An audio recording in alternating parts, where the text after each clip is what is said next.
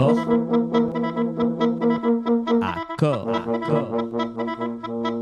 à corps.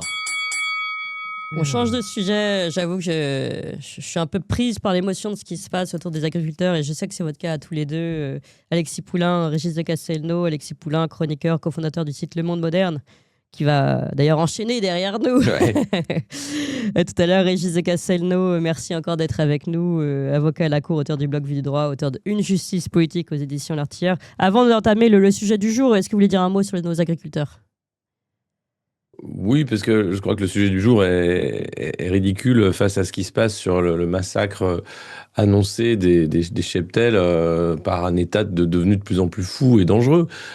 C'est quand même incroyable de voir semaine après semaine ces abattages rituels, soi-disant pour contrôler cette épidémie. Alors, du côté d'Annie Genevard, ministre de l'Agriculture, tout fonctionne, l'épidémie est sous contrôle, mais ce sont des filières entières.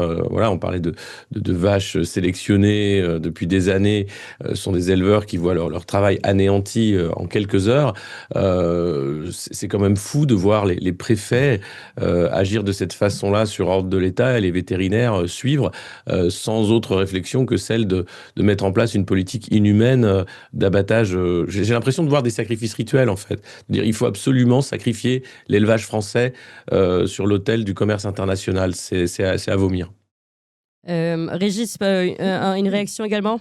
Vous ne devriez pas me faire participer à des débats en mettant ce genre de sujet juste avant, parce que ça me fout dans des états de rage absolument épouvantables. Hier, je m'étais calmé, j'avais un peu discuté avec Alexis. Et puis non, ça recommence aujourd'hui, quoi. On arrive, on se dit... Mais parce que...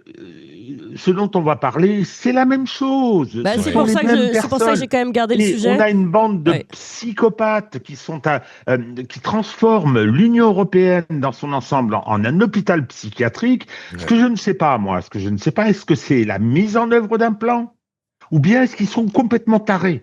Donc moi, j'ai constaté que tous les jours, je me radicalise.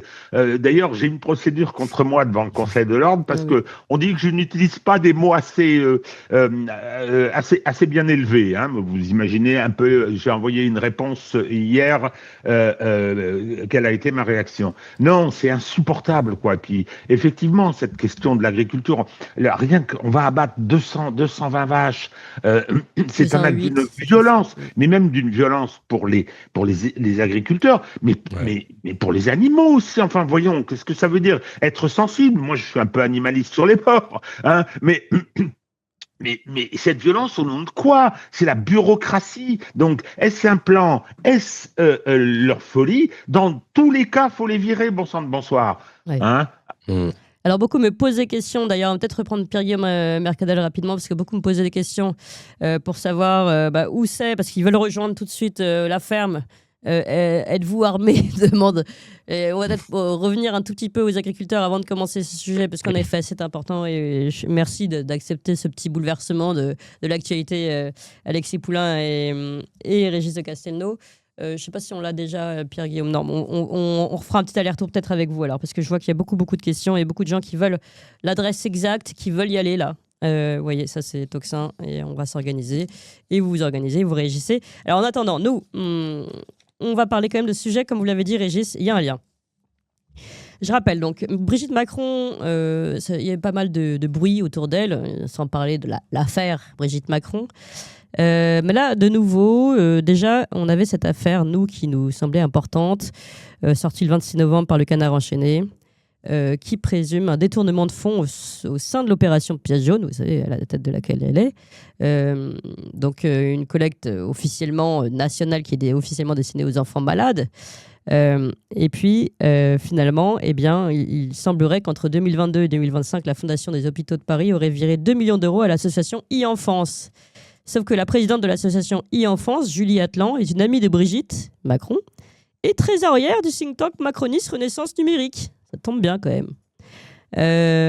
Voilà, et personne n'en parle dans les grands médias. Non mais attendez, Clémence, je vous interromps, excusez-moi, vous me connaissez. Oui. J'ajoute que l'association e-Enfance n'a rien à voir avec les pièces jaunes qui sont Ouais. effectivement Bah oui. chargées d'aider les enfants malades, de trouver des solutions pour que les parents puissent venir à l'hôpital, etc. Hein, accompagner les enfants, ça n'a rien à voir. Donc c'est exactement comme dans l'affaire du fonds Marianne. Le fonds Marianne, où on a donné de l'argent à des fact-checkers pour lutter contre soi-disant la radicalisation islamiste, alors qu'en fait, ces gens-là n'ont aucune compétence dans ce domaine, hein, et ne sont que là pour soutenir le macronisme. Donc, enfin, bon, je vais peut-être revenir sur les qualifications juridiques que ça mérite. Oui, alors, je précise juste à nos auditeurs sur la ferme, l'adresse, etc. On refait un petit point avec Pierre-Guillaume Mercadal d'ici 15-20 minutes. Donc, on reviendra là-dessus et pourquoi pas avec Régis et Alexis si vous souhaitez réagir, évidemment. On continue sur donc e-enfance, on a compris, c'est selon vous, si ces informations sont confirmées, pour le moment, c'est le canard enchaîné. En général, le canard enchaîné connaît un peu le mode de fonctionnement, il balance pas des affaires comme ça. Donc, on serait dans une affaire semblable à celle du fonds Marianne, c'est-à-dire détournement d'argent, clairement, faite par celle qu'on nomme la première dame, mais qui n'est pas première dame et qui n'a pas ses statuts. Et d'ailleurs, c'est justement cette première dame qui n'a pas les statuts de première dame qui avait aussi pris la parole en tant que non-première dame pour défendre la jeunesse ukrainienne. On va écouter l'extrait. Ce sont des enfants qui ont été dispersés sur le territoire russe. Et attention, c'est bring kids back, mais bring teenagers back. Parce que quand il s'agit d'adolescents ou de jeunes adultes, c'est pour les enrôler dans l'armée russe et donc combattre contre l'Ukraine. Vous imaginez, pour ces enfants et pour ces adolescents, ce que c'est. Donc tout ça. Donc madame, nous allons vous aider. Nous allons vous aider de toutes nos forces, le président et moi. Nous nous y engageons. Nous avons besoin aussi de fonds, vous l'avez bien compris. Donc vous pouvez aussi compter sur moi s'il faut faire des levées de fonds. Je suis habituée avec mes pièces jaunes à le faire et je continuerai très volontiers à le faire. Pourquoi ? Pour trouver des lieux d'accueil, des habitats très importants pour aider les familles d'accueil. Vous nous avez demandé aussi des aides sur le plan psychologique.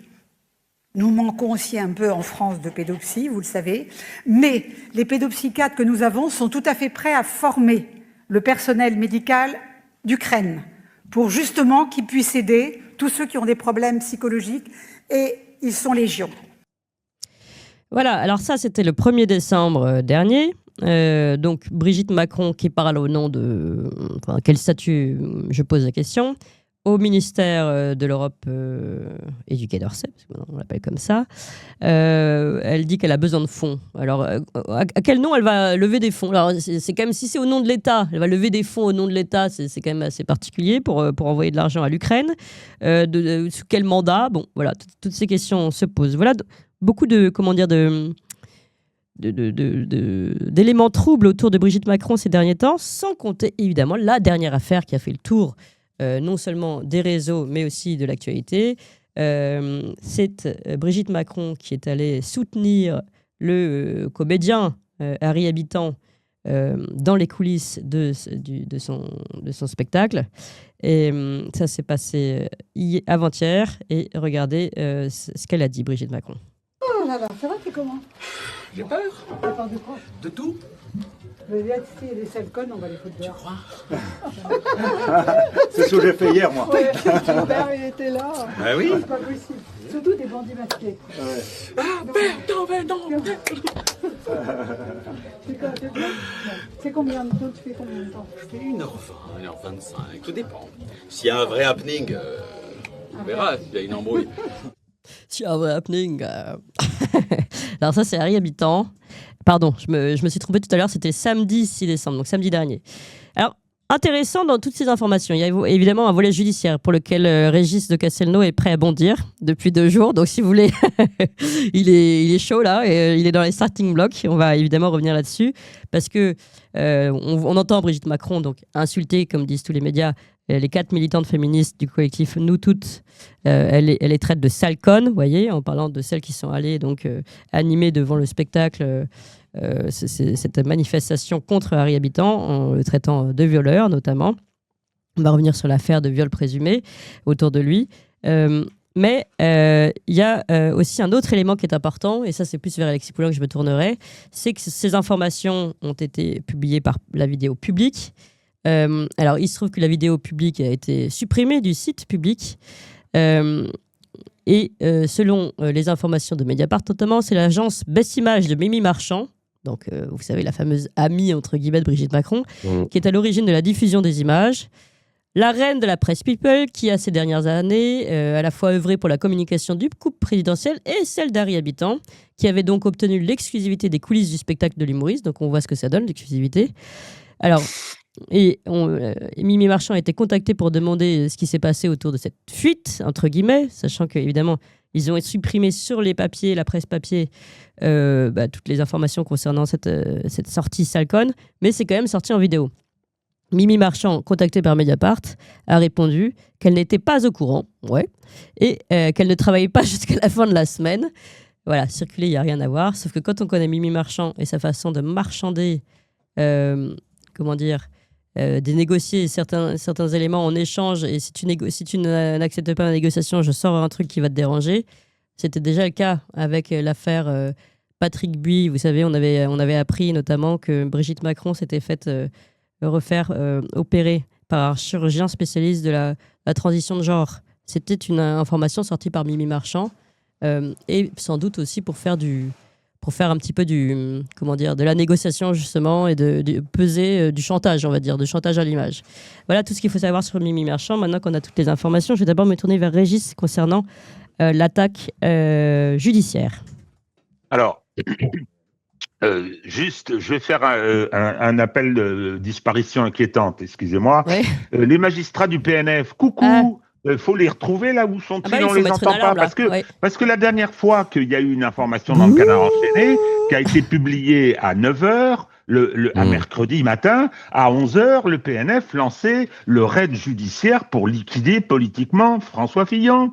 Et là, les chers amis, coucou, hein, tout va bien, vous faites la sieste, vous êtes déjà partis en vacances pour la trêve des confiseurs, on vous donne une information gravissime, hein, et vous ne bougez pas. Parce que vous avez raison, Clémence, on ne sait pas, on a cette information, dans le principe, c'est extrêmement problématique. Le seul moyen de savoir ce qu'il en est en réalité, c'est l'enquête préliminaire immédiate. Ben non, mais pensez donc. Hein,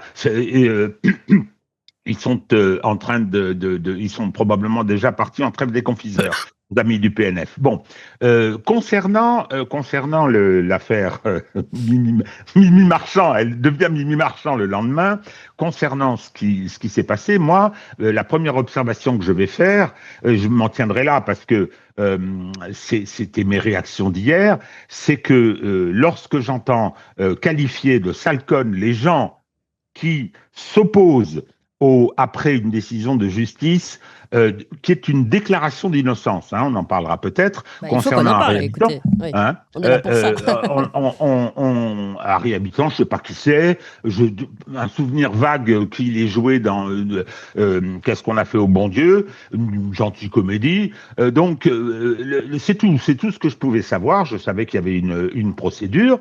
Et donc, une fois que la décision de justice est rendue, et à ce moment-là, un certain nombre de gens, pour des raisons militantes, pour des raisons politiques, pour des raisons idéologiques, veulent s'opposer à l'application des conséquences de cette décision judiciaire et veulent prononcer une peine de mort sociale. C'est insupportable. C'est insupportable. Lorsque Bertrand Cantat, que je méprise totalement, hein, pour des raisons que je vous ai expliquées, Clémence, hier,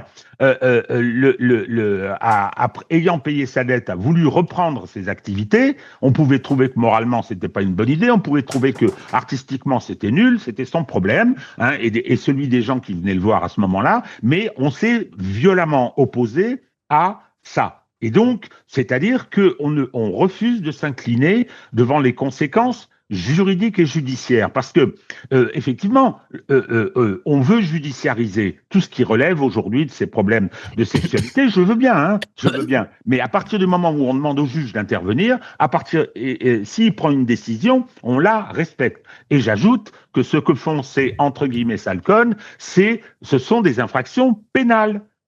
s'opposer au travail, intervenir avec violence, interrompre les spectacles, c'est quelque chose qui relève également du juge judiciaire. Donc ça suffit, ça, ce genre de choses, c'est lynchage permanent. Donc là, Harry Habitant, il est protégé par manifestement, non pas judiciairement, je vais dire un petit mot du judiciaire, il est protégé par, pense-t-il, par son amitié, avec, enfin je ne sais pas si c'est de l'amitié d'ailleurs, avec Brigitte Macron. Pas encore, je ne sais pas si c'est une bonne idée de s'étaler de cette façon, en cette compagnie. Mais le problème, c'est que il a tout à fait le droit aujourd'hui de essayer de se reconstruire une vie professionnelle, puisque bien évidemment, son affaire l'a mis entre parenthèses. Alors la décision qui est rendue, c'est quoi?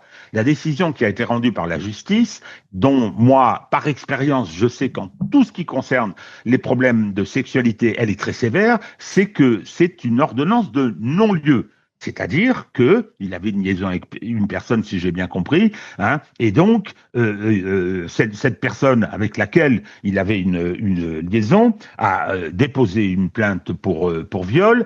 Cette plainte a été instruite, il a été mis en examen dans le cadre de cette instruction et il a bénéficié d'une ordonnance de non-lieu. C'est-à-dire que l'instruction a considéré qu'on ne pouvait même pas le renvoyer devant le tribunal correctionnel ou la cour d'assises, où là, le bénéfice du doute aurait pu lui profiter. Non, il n'y a pas d'éléments qui permettent de considérer que les charges sont réunies et on rend une ordonnance de non-lieu, une première et une deuxième confirmation par la cour d'appel. Ce qui veut dire que aujourd'hui, il est innocent. Oui, c'est sûr. Il est innocent. Je lisais hier, ben non, ces militantes qui viennent interrompre les spectacles et puis qui sont là aujourd'hui sur tous les plateaux en train de dire MeToo, etc. Je suis favorable personnellement au mouvement MeToo, mais là, qu'est-ce que je constate, c'est que ben non, c'est pas une décision de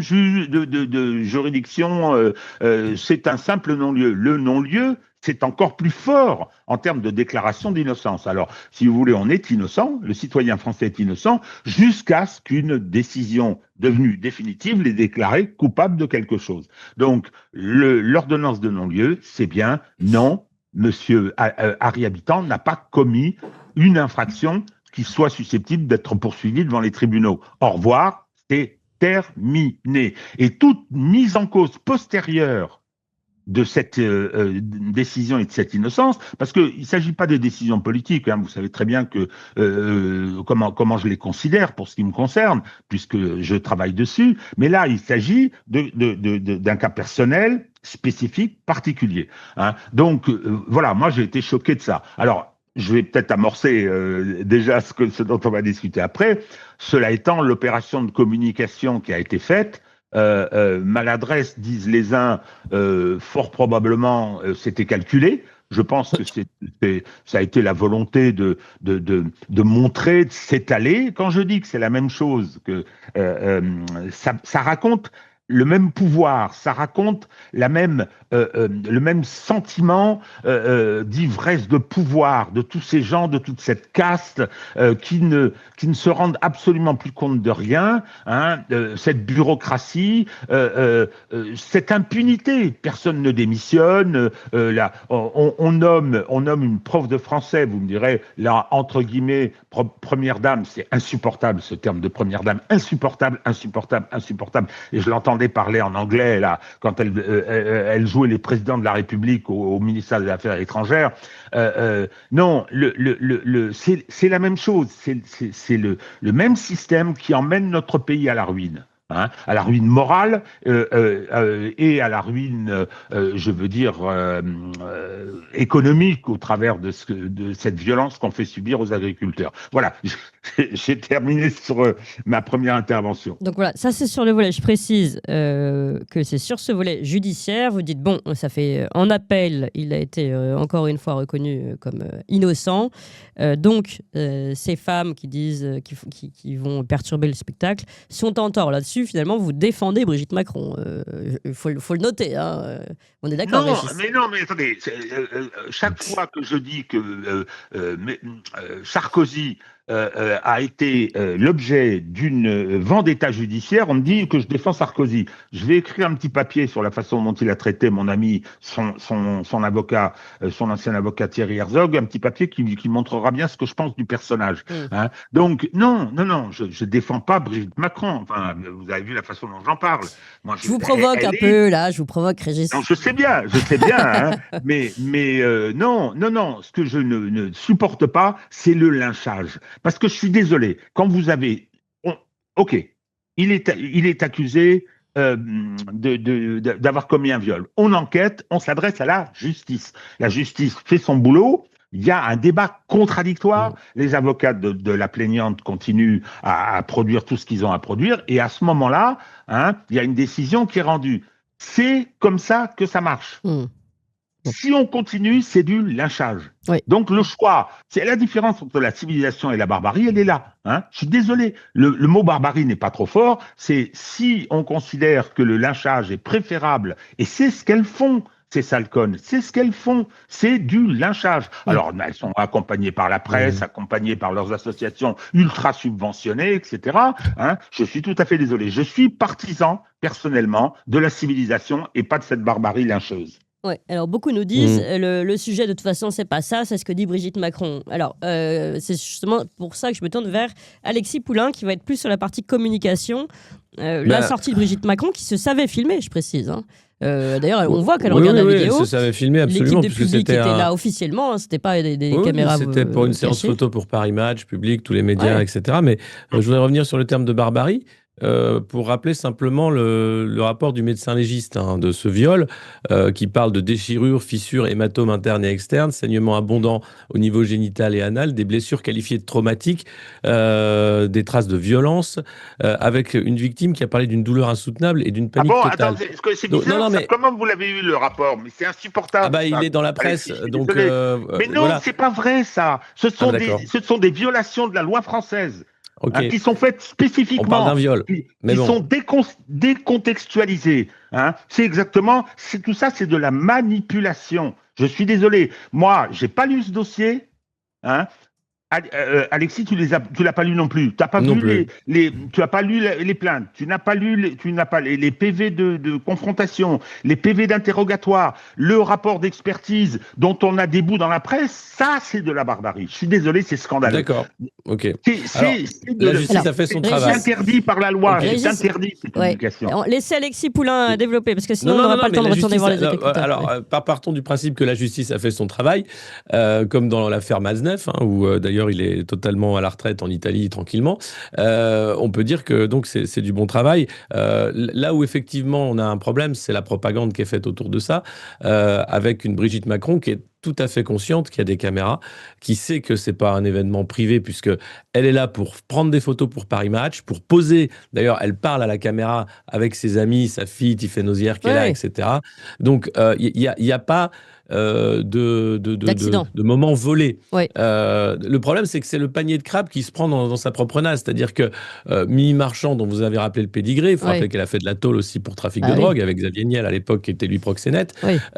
On a affaire quand même à des gens qui sont des semi-mafieux, mondains, des demi-mondains et des demi-mafieux, et qui utilisent ce pouvoir pour tenir les gens, comme vous dites, avec attention, je vais sortir ça, attention, je vais garder ça. Rappelez ce qui s'est passé avec Karine Le Marchand, Mimi Marchand qui faisait du chantage pour sortir des photos de sa fille. Je crois qu'on est dans quelque chose qui est à vomir d'entre-soi, de courtisanerie et d'absence totale de morale et de dignité chez des gens qui en plus s'amusent. C'est vraiment que la fête commence, on est vraiment dans une sorte d'ancien régime où assis sur un volcan, ces personnages qui pensent que tout va très bien, Madame la Marquise, s'amusent allègrement, bafouent la moindre morale et parlent de réarmement moral de la nation et de faire en sorte que les jeunes acceptent de mourir pour la patrie. Tant que des représentants tels que ces gens-là seront aux commandes, il n'y a pas de réarmement moral possible. Voilà. Oui, juste Alexis Poulain, vous pensez que Mimi Marchand, on essaye de comprendre Là, on dépasse juste le scandale qui est repris par tout le monde sur la zone superficielle. Il y a plusieurs choses. Il y a une affaire, judiciairement, voilà, on a compris qu'il y avait un débat. Est-ce que cette personne l'a violée? Est-ce qu'elle l'a pas violée? En tout cas, il y a une violence, ça c'est sûr. Bon. Il y a non-lieu. Au final, voilà. Donc, comme le dit Régis, il est innocent. Il est innocenté. Officiellement innocent, en tout cas. Ouais. Maintenant, sur l'autre côté, sur le volet communication, cette vidéo, encore une fois, ces images ne sont pas volées. Elles sont filmées, elles étaient officiellement. Alors, est-ce que c'est Brigitte Macron qui veut mettre en scène ça? Mais dans ce cas-là, pourquoi? Et si, non, je pense pas. Si c'est une fuite de Mimi Marchand, parce que là, clairement, on ne peut pas avoir les sabbats. Pardon, mais Mimi Marchand ne dormait pas. Elle n'est pas en vacances, comme elle dit. Alors, c'est quoi? Expliquez-nous. Je vais vous dire, c'est juste de la bêtise. C'est-à-dire que ces gens-là se mettent en scène, il y a cette impunité qui flotte dans l'air. Brigitte Macron dit à son pote Harry Habitant, on les aura ces sales connes, un peu à la façon de Macron, on les aura ces connards. Oui. Elle sait très bien que c'est filmé, elle s'en fout en fait. Oui. Elle s'en fout. Et derrière, best cool, image, pensant dire, voilà, on va filmer la scène, c'est une petite scénette sympa entre amis qui s'amusent avant un spectacle, met le truc en ligne. Je pense même pas qu'il y a eu un moment quelqu'un qui s'est dit, oh là, attends, elle a dit sale conne sur des militantes. Je pense que ça allait trop vite.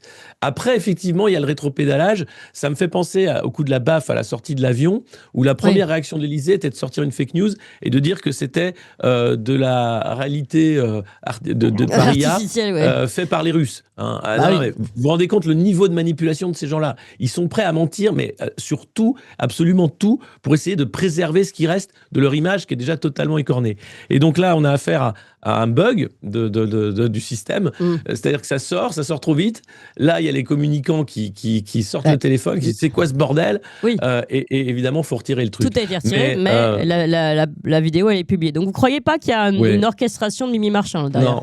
Non, je pense vraiment que c'est un ratage, un foirage, parce qu'il y a l'impunité, parce qu'il faut aller vite, parce qu'il fallait sortir ces images pour montrer que Brigitte Macron soutenait Harry Habitant. Il faut rappeler qu'il y a Manuel Valls, qu'il y a Bernard Montiel. Qu'est-ce que c'est? Il y a aussi ça quand même, il y a cette ambiance générale, et on va finir là-dessus tous les deux, parce qu'après, qu'on retourne voir les agriculteurs, et Pierre-Guillaume Mercadal attend.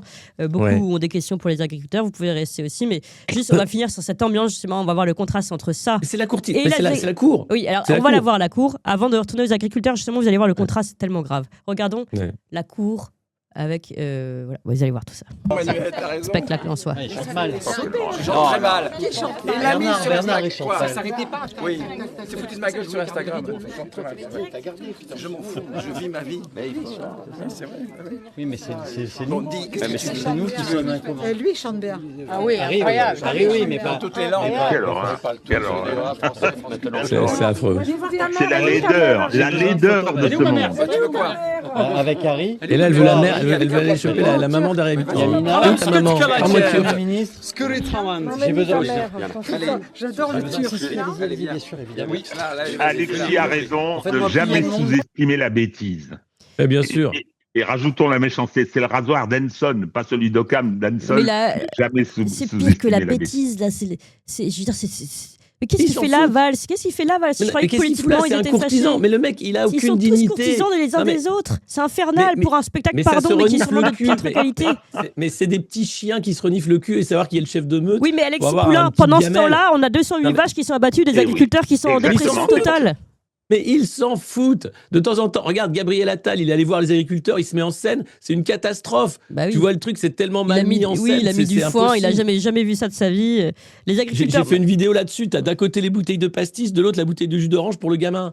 C'est dingue. Ouais. Et tout est comme ça. Je veux dire, il faut comprendre que la Macronie, qui est le degré ultime du parti unique, c'est-à-dire l'effondrement de la scène politique nationale, c'est un leurre, tout est faux, tout est fabriqué. Et donc, il vit dans un monde Potemkin, Macron passe son temps à se mettre en scène, maintenant c'est avec la presse régionale, où il prend le micro, il se refait le grand débat tout seul avec des gens qui sont sélectionnés pour dire qu'il a raison, que sa politique est géniale. Il a de moins en moins quand même. Non mais Brigitte Macron, là vous avez un petit extrait de la vie de Brigitte Macron. Elle passe sa vie entourée de courtisans. C'est comme Bettencourt.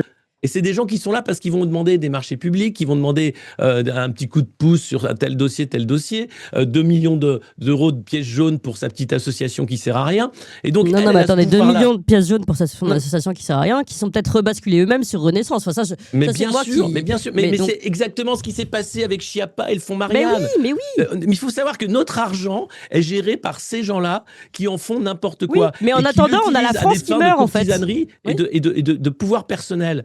Et ça, c'est à tous les étages. Mais c'est Et dégueulasse. quand vous avez Brigitte Macron qui prend la parole ensuite sur les enfants ukrainiens qui ont fait son dossier, comme le fait d'ailleurs Melania Trump aux États-Unis, hein. C'est vraiment le truc de la première dame, entre Oui, mais guillemets. Melania Trump, je crois que ça existe, la première dame là-bas, pour le coup. Il y a un statut. Oui, pour le coup, ça existe. Ouais, mais la différence, du coup, peut-être. nous, on essaye de tout calquer sur les ricains, mais on le fait mal. Oui, mais on n'a pas les statuts, Donc, nous, forcément, donc, à ça un se moment passe donné, mal. ouais. Mais, et là, on a ce moment voilà, où c'est plus tenable. Quand vous avez un président à 11% dans les sondages, rejeté par une majorité des citoyens français, qui continue à faire une politique qui s'acharne alors qu'il n'a plus de majorité, vous voyez bien qu'il y a un problème. On a affaire à un putsch, on a affaire à un moment d'effondrement politique, puisque on pourrait parler du budget et de ce qu'ont fait les socialistes, énième trahison des socialistes pour tenir la Macronie jusqu'au bout. Aujourd'hui, c'est vraiment une catastrophe. Et notre pays est dans cette situation du fait de ce parti unique et de ces gens qui vivent grassement dans une sorte de monde parallèle entre les brasseries chics, les restaurants à la mode, les spectacles, les jets privés, les invitations ouais. des milliardaires, et qui derrière vont te parler de la valeur travail. Oui. On te parlait de la France qui se lève Alors tôt. justement, on va en parler de Non, la mais France merde. qui se lève tôt. Alexis Poulain, Régis de Castelnau, récemment avec moi. On retrouve Pierre-Guillaume Mercadal. Pierre-Guillaume Mercadal, merci d'être encore avec nous. Je rappelle, porte-parole de la coordination rurale. Alors, on voit du monde. Oui. Bonjour Clémence. Merci beaucoup d'avoir accepté d'être de nouveau avec vous. Est-ce que vous pouvez nous dire qui est avec vous là? Donc il y a toujours Sébastien Durand, président de la coordination rurale Ariège, et Éloane Espoulos, le président région de la coordination rurale, et qui lui représente l'Aveyron. D'accord. Merci beaucoup d'être de nouveau avec nous. Je voulais vous recontacter parce qu'on a eu énormément de messages suite à votre premier passage, Pierre-Guillaume Mercadal. D'abord, beaucoup nous demandaient votre adresse exacte parce qu'ils veulent vous rejoindre maintenant. Est-ce que vous pouvez la C'est le donner? GAEC de Moriscou, MORISCOU. Là, il y a des gros mouvements de forces de l'ordre qui commencent à se rapprocher. Et on nous dit peut-être que Genevard voudrait nous parler. Bon, on verra bien. D'accord. Je ne suis pas bien optimiste, j'y crois pas beaucoup, mais on va voir. D'accord. Nous, en Beaucoup. tout cas, ça n'entame pas la détermination. Et puis, bon, mais les collègues ont peut-être Ouais. Est-ce que vous des choses avez à dire. Et voilà, beaucoup nous demandent, je vais vous demander la parole si vous pouvez répondre chacun l'un après l'autre. Beaucoup nous demandent si vous comptez résister cette fois-ci. Je sais que pour le 12, c'était ce qui était annoncé. Est-ce que vous comptez empêcher cet abattage aujourd'hui? Bien sûr qu'on veut l'empêcher. Là, c'est la fois de trop de 108 bêtes. La maladie, elle est en Occitanie depuis maintenant un mois et demi. Et là, elle est en train de remonter. Elle va atteindre le massif central. Elle va monter sur le plateau des 1000 vaches. Là, maintenant, elle est hors de contrôle. Donc, ça suffit. Et on veut mettre un barrage aux autorités et dire maintenant, à partir de là, on arrête d'abattre. D'accord. J'ai aussi comme question, est-ce que vous avez de quoi vous défendre? Me demande le chat. Pour être très honnête avec vous, pas vraiment, parce qu'on dépend aussi. Ça s'est fait dans la précipitation, puisque comme on l'a dit, l'éleveur a appris qu'on lui tuait les vaches il y a 12 heures. Ouais, ça c'est Donc, scandaleux. nous, on a bougé de suite dans la nuit. Et en fait, on dépend surtout de la détermination de l'éleveur, pour qui c'est extrêmement duur. Attendez, j'ai essayé de cadrer mieux. Non, mais qui c'est super. Merci Pierre-Guillaume. Ouais. Psychologiquement.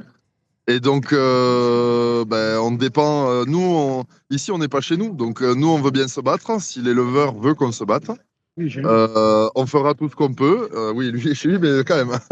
Mais voilà, on va faire tout ce qu'on peut. Et puis, après, comme je vous dis, c'est pour le moment des éleveurs qui ont vraiment voulu résister. Il n'y en a eu que 2 depuis le début. Peut-être aujourd'hui le 3e. Après, le jour où il y en a un qui va annoncer cash dès le début, qui sera assez fort mentalement, parce qu'il faut imaginer ce que c'est, qui voudra résister, là, c'est sûr que moi, en tout cas, je ne me déplacerai pas à vide. Mais voilà. Eh ben, en tout cas, nous et tous les auditeurs ici me demandent l'adresse encore. Beaucoup veulent vous rejoindre. Est-ce que ça vaut le coup GAEC de Moriscou. MORISCOU. C'est pas loin de l'autoroute entre Toulouse et Foix. C'est pas très loin de l'autoroute entre Toulouse et Foix, au beau milieu de l'Ariège. Voilà, je propose aux éditeurs qui sont dans les parages, si vous voulez aller sur place, vous y allez, puis vous nous appelez. vous nous contactez et vous nous le dites, comme ça on prend aussi vos images, comme on a fait avec Catherine la dernière fois. Et il y a déjà des gens qui nous ont rejoints qui sont pas agriculteurs. Hein. Ouais. On a un certain nombre de personnes, il y en a qui sont venus d'Ardèche, du Tarn-et-Garonne, de partout, de Haute-Garonne, voilà. On me demande le nom du préfet. Est-ce que vous avez le nom du préfet qui a pris cette décision? Le nom de ton préfet? Hervé Brabant, On l'embrasse. en poste depuis un mois. Ah Un oui, mois, eh ben, non, dis mais- donc, c'est dingue. Voilà. Non, mais c'est génial. Il commence bien son Bah, mandat. il lui. Il va commencer son mandat en tuant 208 vaches pour une vache positive qui a 95% et plus de chances de guérir. C'est intéressant. Hein. Il a déjà pris une manifestation la semaine dernière avec 700 gravats tonnes de gravats devant la préfecture. Hein. Il a bien commencé. En Occitanie, ça fait longtemps que sans doute, on a eu des grosses mobilisations la semaine dernière avec du fumier partout. On a fait une opération Vide ta ferme et on était très nombreux, en tout cas dans les pays d'élevage comme Aveyron, Tarn, Ariège, jusqu'à Pau. Donc maintenant, il faut que ça s'arrête. Là, ça va mal finir. Ça va mal finir. Ça va monter en gamme. Hein. Nous, en tout cas, on est déterminés à aller au bout. Mais après, comme on vous dit, il y a des soucis et d'organisation et surtout, on dépend de la volonté des éleveurs.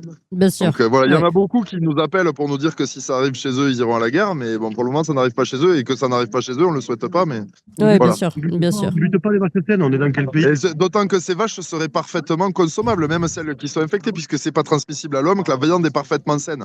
On va les piquer, les euthanasier et jeter une centaine de tonnes de viande bovine. Vous vous rendez compte? De viande saine, mais ça, mais dans quel monde on Non, est mais encore à une l'heure fois. où il y a des Ouais. gens qui mangent pas bien dans ce pays, on va jeter 100 tonnes de bœuf, si vous voulez. C'est Ouais. complètement délirant. Ouais. Et puis on Ouais, va ouais. tuer des animaux sains. Enfin, c'est fou. Il n'y a aucun monde où ça marche. Et puis une fois de plus, nos voisins étrangers ont arrêté les conneries. Pourquoi nous on continue en fait? Est-ce qu'on est plus cons que les autres hein, ou est-ce qu'on veut vraiment détruire l'agriculture française? Voilà, si Genevard nous fait l'immense honneur de venir nous voir, on lui posera la question en ces termes. Ouais. Alors, Nous on va aller couper des arbres pour nos copains en bleu et voilà. ok. Alors attendez, j'ai encore quelques questions. Le préfet, on l'a. Est-ce que certains nous disent, est-ce que vous avez prévu des masques à gaz cette fois-ci, parce que la dernière fois vous étiez complètement gazé.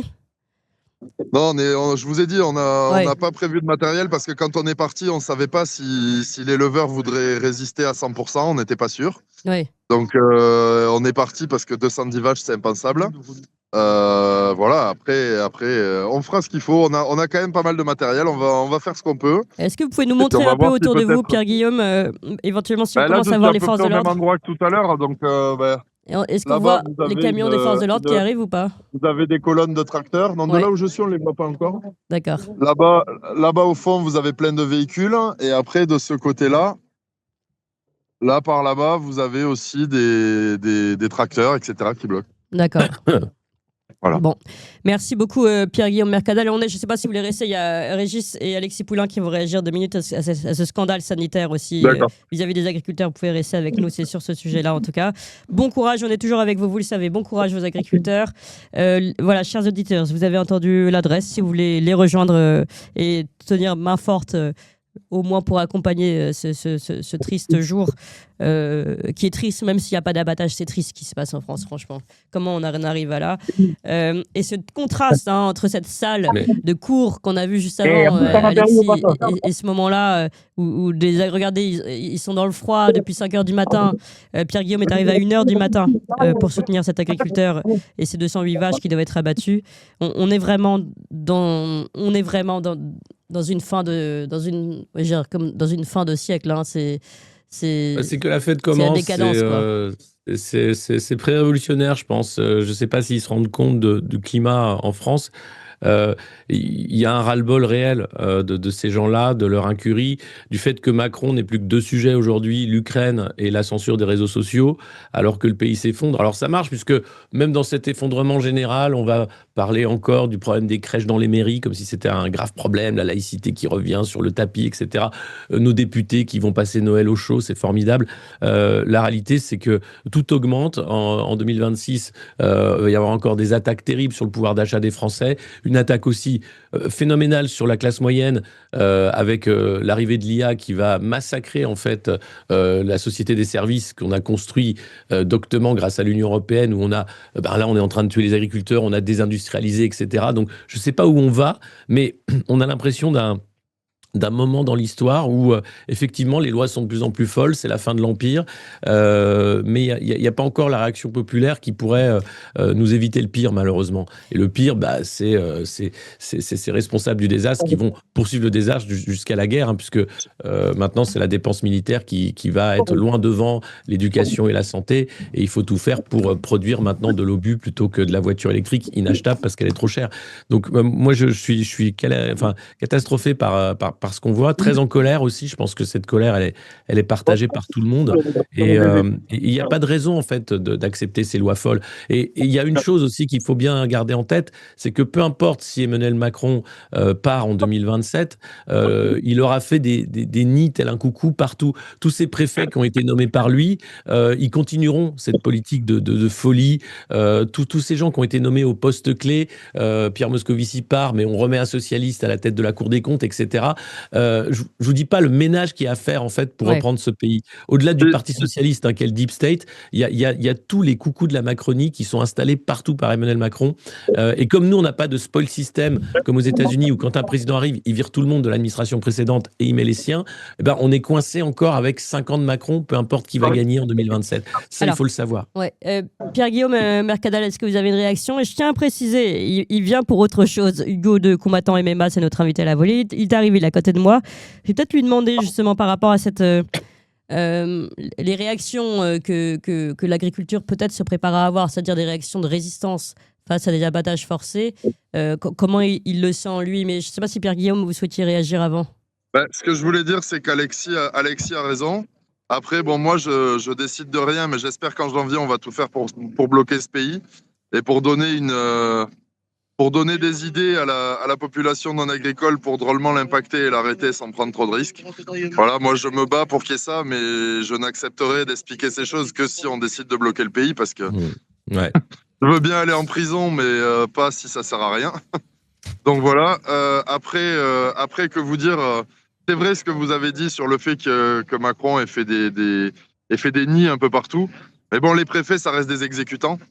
La vraie question, c'est est-ce qu'il existe dans notre pseudo-démocratie un parti politique qui ne soit pas vendu au système? C'est ça la vraie question. Parce que, bon, on ne peut pas juger les gens, effectivement, qui n'ont pas eu le pouvoir, mais moi, tous les partis, j'ai quand même bien souvent l'impression que c'est de l'opposition contrôlée parce que quand vous ne parlez pas de quitter l'Europe, vous ne voulez pas régler les problèmes. C'est clair. Alors, je voudrais juste faire réagir Hugo 2, juste sur ce sujet. Bonjour Hugo 2. Bonjour. Et merci beaucoup d'être avec nous. On a beaucoup de sujets à aborder ensemble et on va le faire dans quelques instants.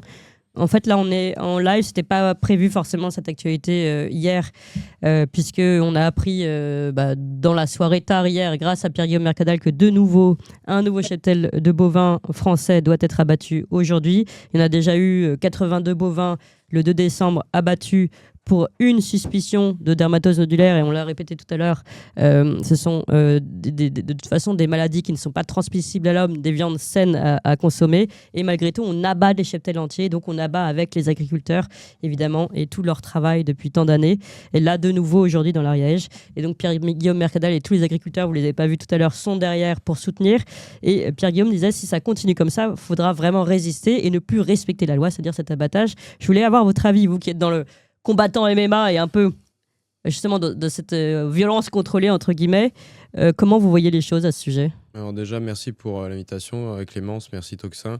Je salue Pierre-Guillaume et il a tout mon soutien dans ce combat. Alors je suis pas un expert sur le sujet, mais moi-même je viens d'une famille d'agriculteurs. Voilà. Ah oui. Mon grand-père est né au sein d'une famille d'agriculteurs, de paysans. Et malgré ma faible expérience dans le domaine, je sais très bien que la génétique c'est important en fait chez les bovins et tout simplement chez les bêtes pour regarder une bonne qualité de viande, etc. Et pour d'autres raisons que j'ignore sûrement. Mais effectivement, alors je me suis, ce que j'écoutais en fait juste avant de passer votre live, votre matinale, et du coup j'en ai profité pour vérifier un peu quelle était cette maladie. Et effectivement, du peu que j'ai vu, ça me paraît assez illogique cette situation en fait où il y a un abattage massif Alors qu'en réalité, je pense qu'il faudrait juste, vous me dites si je me trompe, mais s'occuper de la bête malade ou même la soigner. La parce que soigner, oui. J'ai vu qu'il y avait. C'est pas interdit de soigner les bêtes. Voilà, c'était Oui. 90% ou 80% de. Oui, de remise Voilà, avec c'est sous ça. antibiotiques. Alors, si je peux, Oui, si je peux, Pierre si je Guillaume. peux me permettre, j'ai une petite info. Donc, on a bien la confirmation que la ministre va descendre en Ariège. Oui. Alors, est-ce qu'elle va venir nous voir ou pas? J'en sais rien. Attendez, j'enlève mes doigts parce que, comme un gros boomer, je ne sais pas utiliser le téléphone. Bienvenue au club. Je voudrais dire, juste avant de vous laisser, que Hugo, c'est l'honneur des combattants français. Que, outre ses performances sportives, ce qu'il leur dire, il a mon immense respect et soutien pour ça. Et après, je voudrais juste corriger un truc, mais parce que c'est tellement grave qu'il faut bien le dire. Oui. C'est pas 80% des bêtes qui guérissent. C'est pas 80%. Au maximum, vous perdez 1%. Oui. Puisque la mortalité est au maximum de 5%, mais la morbidité est au maximum de 20%. Donc en gros, sur 100 vaches, vous pouvez en perdre une au maximum. Voilà, c'est les statistiques de l'OMS, c'est pas les miennes. Et si on prend la fourchette minimale, c'est 1 sur 1000. Il faut comprendre qu'en Savoie, on a abattu des cheptels, quand ça avait résisté au début en Savoie, on a abattu des vaches qui étaient guéries. On en est là, ça n'a ni queue ni tête. Et qu'on a donc abattu des vaches qui étaient vaccinées aussi, je précise. Avant de partir, je veux vous dire que je vous remercie du fond du cœur, parce qu'à part vous et Radio Courtoisie, les médias, ils se taisent. Ou alors ils parlent d'épidémie pour faire peur à la population, et ça aussi c'est un putain de scandale, cette presse aux ordres là, c'est ces chiens de garde de la République là, ça vaut rien. Voilà, Je précise qu'il y a le live d'Alexis Poulain aussi sur ce sujet. Pierre-Guillaume, peut-être juste rester, Hugo, peut-être vous répondre, et puis vous seriez prêt à aller soutenir les agriculteurs? Alors déjà, merci Pierre-Guillaume, je respecte aussi, je soutiens son combat. Moi, je suis pas souvent en France, hein, je suis en Pologne. Oui, on va parler. Mais bien sûr, hein, moi, je soutiens tout à fait. Et si j'ai eu l'occasion, parce que je reste peu de jours en France, d'aller soutenir, j'y serais allé avec grand plaisir. Bon. Je pense que c'est légitime et que en réalité, tout le monde devrait en parler. Après, moi, j'insiste, je suis pas un expert du domaine. Mais comme la situation me présentait, ça me paraît en fait profondément illogique. Donc, on va vous mettre en contact avec Pierre-Guillaume Mercadal, comme ça. On est déjà en contact. Ah bah vous êtes déjà en contact, c'est parfait. Bon, eh bien, merci beaucoup Pierre-Guillaume. On vous laisse encore pour un temps. Je ne sais pas combien de temps vous nous tenez au courant, s'il y a quoi que ce soit. Je vous contacte s'il y a quoi que ce soit, et je vous remercie beaucoup pour le fait de médiatiser ce qui se passe. Merci Clément. Merci beaucoup à vous. D'ailleurs, je lance une invitation à Pierre-Guillaume. J'aimerais bien aussi l'inviter, mais on verra avec Il n'y a pas de problème, ce sera un plaisir. Voilà. Merci, un plaisir. Alexis Poulain. Régis, vous aviez un mot à ajouter? Oui, je voulais juste, on s'interroge toujours sur ce qui anime les gens qui nous gouvernent, enfin la caste, l'ensemble de la caste. Oui. Et quand je disais que c'était l'histoire Harry Habitant, la séquence qu'on a vue et celle que vous nous montrez ce matin, c'était la même chose, c'est qu'on a affaire à des forcenés. On a affaire à des forcenés, c'est quand même extraordinaire. Donc la question, je dirais qu'il y a deux questions. D'abord, est-ce que c'est un plan qu'ils mettent en œuvre ou c'est véritablement quelque chose qui relève de la psychiatrie? Concernant Macron, oui, c'est un psychopathe. C'est un psychopathe, il est à 11%. Son rapport est réel et complètement faussé. Il faut qu'il passe son temps à se mettre en scène. Et ou bien... donc je dis, ou c'est un plan, ou ce sont des malades mentaux. Dans les deux cas, ce sont des forcenés et il faut s'opposer à eux, mais de la façon la plus dure possible. Ça va s'arrêter où? Bah oui. On est un pays qui est ramené à 10% de sa production industrielle et l'autre crétin, il va... tiens, je vais encore me faire engueuler par le Conseil de l'Ordre. Il va en Chine et il revient et il dit « Ouais, je vais faire des droits de douane, mais tais-toi, par pitié, quoi. » Hein, tout est en train de s'effondrer et cette séquence sur l'agriculture, mais je veux dire, on est au bord du désespoir quand on voit ça, parce qu'on sait que la machine continue et il manquera pas un gendarme, hein, pas un policier pour gazer et pour frapper. Hein. Rappelez-vous, moi, je n'oublierai jamais ce qui s'est passé pour le Covid. J'ai pas eu un PV, mais comment parce qu'en France, ça a été particulier. 1,5 million d'amendes. 20 millions d'auto-attestations contrôlées qu'il a fallu faire dans les autres pays frappés par le Covid. Ça s'est jamais passé de cette façon-là. Chez nous, on a un appareil de répression, que ce soit par la justice ou que ce soit par la police, qui est prêt à l'installation d'une forme de fascisme. C'est insupportable. Il faut faire sauter le bouchon de champagne. Ouais. Hein. Ah bah, moi, je suis âgé, moi. Hein, il faudrait liquider ça avant que la nature décide de me récupérer. Hein. Ouais. Merci beaucoup en tout cas à tous les deux, Régis de Castelnau, Alexis Poulain. Merci à N'oubliez vous pas deux. qu'on a une chaîne avec une émission tous les jours à 18h. C'est Toxin Plus P-L-U-S. Alors le lundi, vous retrouvez les sketchs de Laurent Firode. Bonjour, je suis Laurent Firode. Le mardi, vous retrouvez l'émission historique d'Éric Branca avec ce qu'il appelle les parts sombres de l'histoire. On apprend des choses vraiment passionnantes. Le Repuni n'est dans l'esprit de Monet qu'une étape vers ce fameux gouvernement mondial. Le mercredi, vous avez le RIC. Allez voir les débats animés par Fabrice Grimal. Il y a eu le service militaire, il y a eu les régions, l'audiovisuel public. C'est du débat et on vote sur Toxin. Là, au moins, on a le droit de voter. Je vous rappelle qu'avec le RIC Toxin, la France a rétabli la peine de mort, privatisé l'audiovisuel public et rétabli le service militaire. Et puis le jeudi, vous avez l'émission scientifique tenue par Alexandre Cugnache.